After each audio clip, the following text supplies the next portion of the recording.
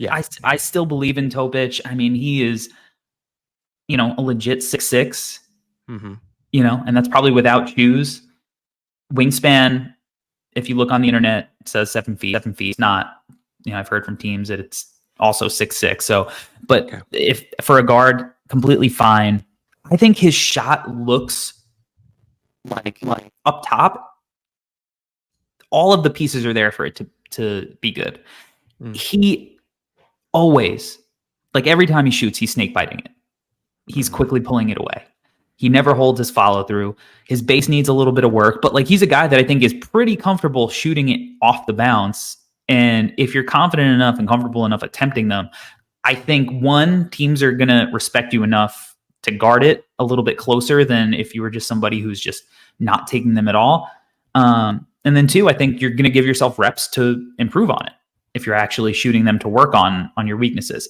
He's another one, super, super young, one of the youngest prospects in this class. Did that in a real grown man league where guys are gigantic in that league, and he's doing that. He was near 70% finishing at the rim, and that's like in the half court too. Like, I think with the extra space and his ability to manipulate ball screens, I think he's going to be fine getting into the paint. Definitely is going to need to develop some kind of floater or some kind of mid-range pull-up. Yeah. Because that seems a little bit non-existent at the moment, and I think that's going to be an important thing to develop. Modern guard, like every modern guard, has some kind of in-between shot, and that floater. We've seen a lot of guys be able to kind of toy with the drop defenders because you don't know if they're going to throw in the floater or lob it up for an alley-oop. Emmanuel Quickley is really great at that. Trae Young, guys like that, and Topic can develop that. I think that could be a really, really important shot for him as well. And he's big enough that, and I think he's going to have a fine frame, and he's not going to be somebody that you worry about, that you have to is going to get like mismatch hunted from like being at a size deficit, when you get into the playoffs. And I mean, he's just a speed demon in transition. Yep. Like he's able to weave in tight spaces so seamlessly. He can make every pass in the book. I mean, at his age, I'm going to bet on that still. I know it sucks that we haven't seen him in so long. Yeah. And hopefully he comes back and, we get to see him a little bit. I really wish we had more of a sample seeing him, in the Euro League, but alas, we didn't. But everything he showed me this season, I don't want to, just because we haven't watched him play live basketball in a while, I don't want to discount, I think, how impactful it felt coming from him early on. Yeah.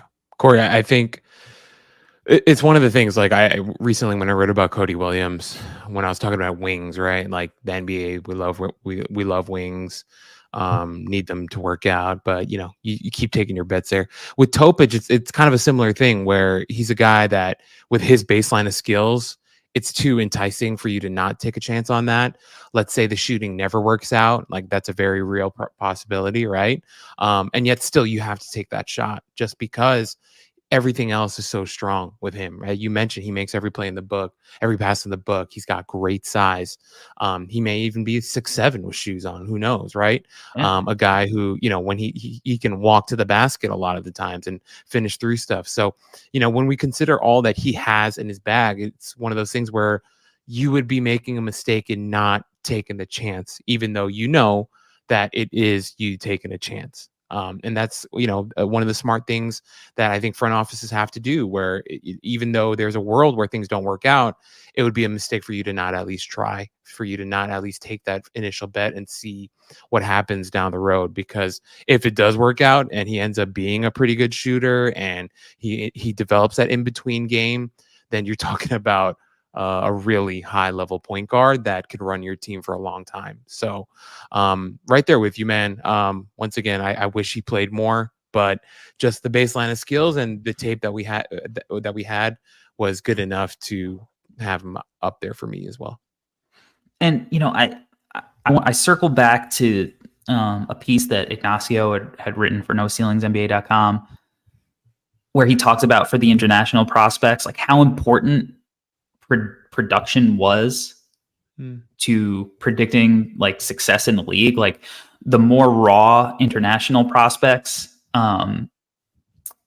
like typically don't work out, but the guys who have actually shown that they can produce even at a young age are the guys that do, and they go on and they kind of in some ways replicate the successes that they've had. And Topic is a guy who's had a really productive season. And, you know, it feels to me a little like the Şengün stuff, like where that dude was killing it.